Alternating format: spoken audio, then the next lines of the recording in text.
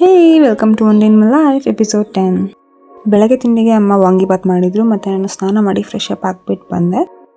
ಆಮೇಲೆ ನಾನು ನೆಕ್ಸ್ಟ್ ಎಕ್ಸಾಮ್ಗೆ ಓದ್ಕೋತಾ ಇದ್ದೆ.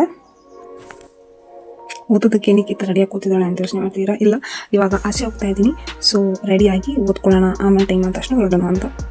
ಬಿಕಾಸ್ ರೆಡಿ ಆಗೋದಕ್ಕೆ ತುಂಬ ಟೈಮ್ ಹಿಡಿದ್ಬಿಡುತ್ತೆ. ಸೊ ಹಂಗಾಗಿ ಫಸ್ಟ್ ರೆಡಿಯಾಗಿ ಕೂತಿದ್ದೀನಿ. ನನ್ನ ರೆಡಿ ಮಾಡ್ಸೋಕ್ಕೆ ಸಾಹಸ ಮಾಡ್ತಾರೆ ನನ್ನ ಫ್ರೆಂಡ್ಸ್.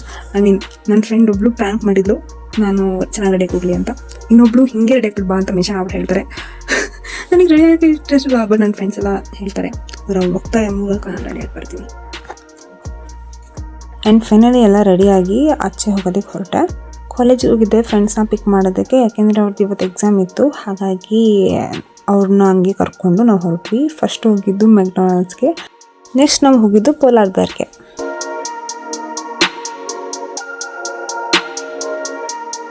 ಈಗ ಏನೇನು ತಿನ್ಬೇಕು ಅನಿಸ್ತಿತ್ತು ಅದನ್ನು ಆರ್ಡರ್ ಮಾಡಿದ್ವಿ. ನಾನು ಆರ್ಡರ್ ಮಾಡಿದ್ದು ಮೈ ಡಿ.ಬಿ.ಸಿದು ಮಿನಿ ವರ್ಷನ್.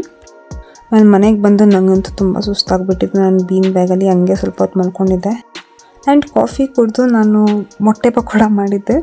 ಅದಾದಮೇಲೆ ಸಂಜೆ ಊಟಕ್ಕೆ ಮಟನ್ ಸಾರು, ಅನ್ನ, ಆಮೇಲೆ ಪಾತ್ರೆ ಎಲ್ಲ ತೊಳೆದು ನಾನು ಮಲ್ಗೋದಕ್ಕೆ ರೆಡಿ ಆದೆ. Okay, that's it for today. Bye.